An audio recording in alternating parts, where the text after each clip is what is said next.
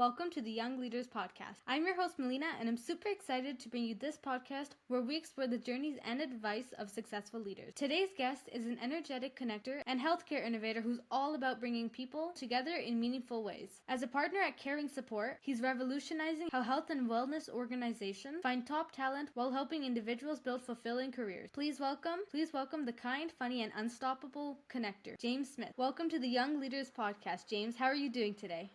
Absolutely awesome. How about you? I'm doing amazing. So today we're going to start off with the mystery question that was left by our previous guest. The question is, if you could be any superhero, which one would you be and why? Well, that's actually not as tough as I thought. I, from a kid, for some reason, was always in love with the story of Superman. Um, and I think a lot of it had to do with the fact that, despite all that he could have been and whatever could have done, he elected to help humanity using his powers and abilities to do those things that's good for humanity. So that's the way I look at it. I love to help people. I hope that helps. I'm not a huge DC fan. I prefer Iron Man and Marvel. You are known as a super connector. How do you build meaningful connections? This is a great question. There's a lot of people that would have an automatic answer for that, but I think what's really important is to really think about the fact that this has to do with awareness and mindfulness for me. I'm like always thinking about how will the other person feel. So what's so important is I say to people, instead of going into events or wherever place you're talking to somebody, don't focus on your needs, but focus on theirs. Make them feel great. It's like the old Maya Angelou quote, it's not what you said or what you did, it's the way you made people feel. If you focus on that, then people start to see you to be of value. And they want to get to know you. They gravitate to you. They appreciate your positive energy and the fact that you're making an impact for them. And this is very, very important. I like to expand way more than that, but I think that's basic where it's what it's built on. And is there like a certain way that you can do your networking? Yeah, for anybody that's new to this, it's a little scarier, isn't it?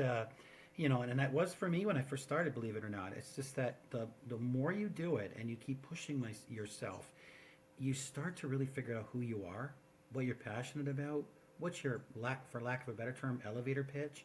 And then, people are like, oh my God, they want to be around you. And you start becoming more confident.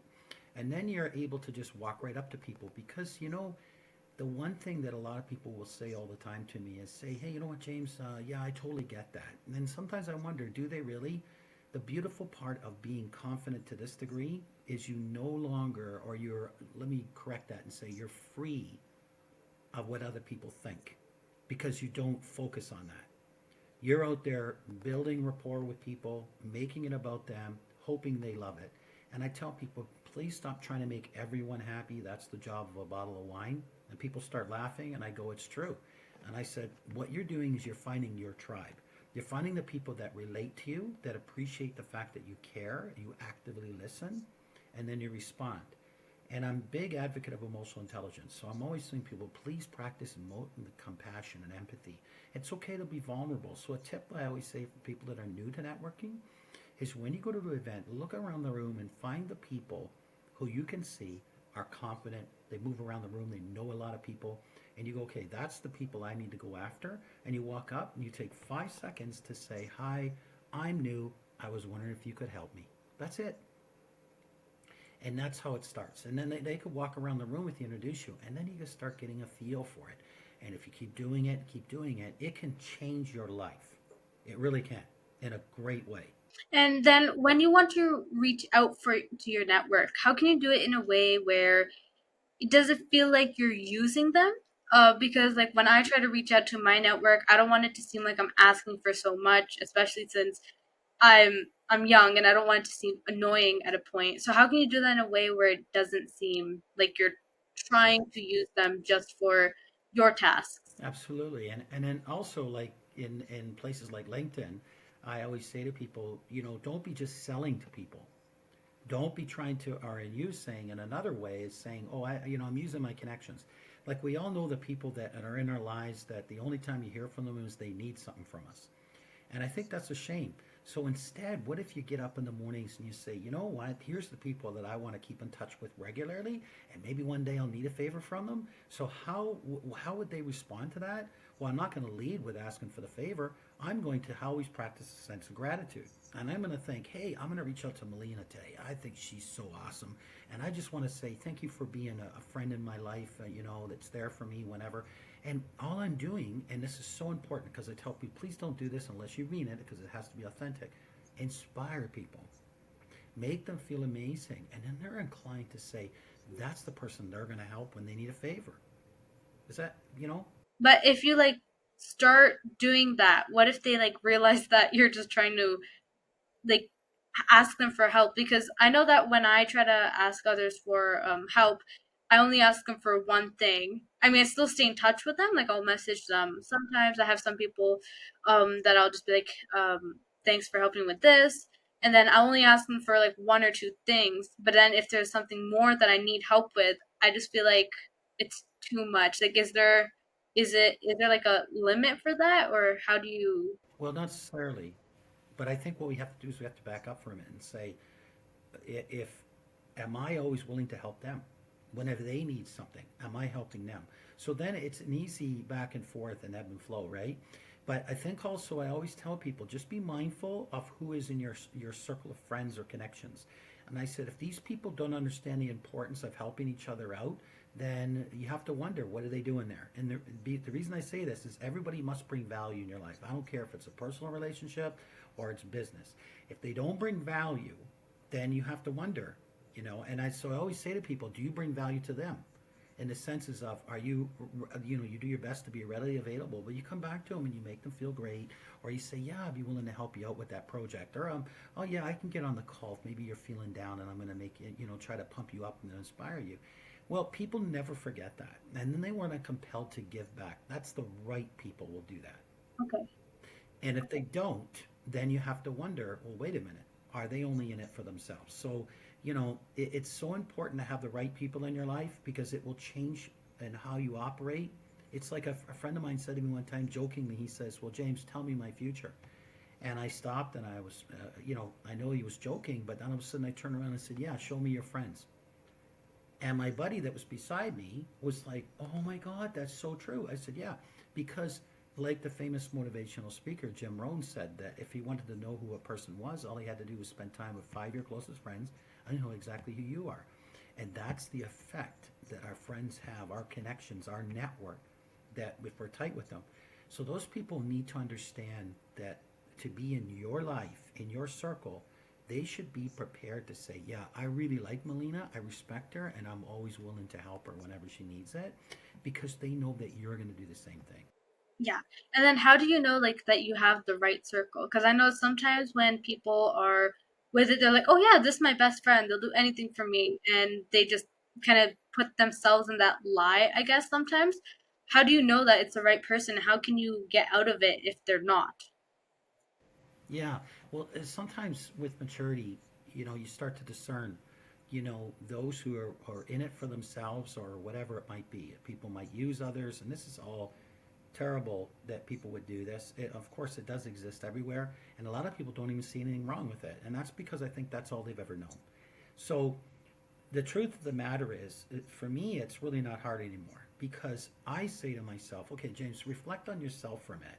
How do I feel when I'm around these people? Do I feel invigorated? Do I feel like I got something back? You see, it's if you're the one that's always giving, like always making them feel good or willing to help, and they're just taking. There's an old phrase or quote that says, when you're a giver, you must learn your limits because the takers don't have any. So it's important to always remember that we can contribute, but if you don't get that value back, if you don't get people, whatever, and let's say you leave a circle of friends and you feel exhausted or worn out, then you probably have the wrong friends. Okay? And then you have to start saying, well, I don't want to go out and, I don't have to go and find them. I attract them. So start with yourself. You see, before you help anybody else, you got to be okay yourself. It's like the old analogy about, when the people on the airplane, they're always telling you about how, the emergency procedures is, a standard thing. They always say put your mask on first before you help anybody else. And this is the same in life. We have to be okay as a person, and then we understand better, and we're able to receive, and we're able to give.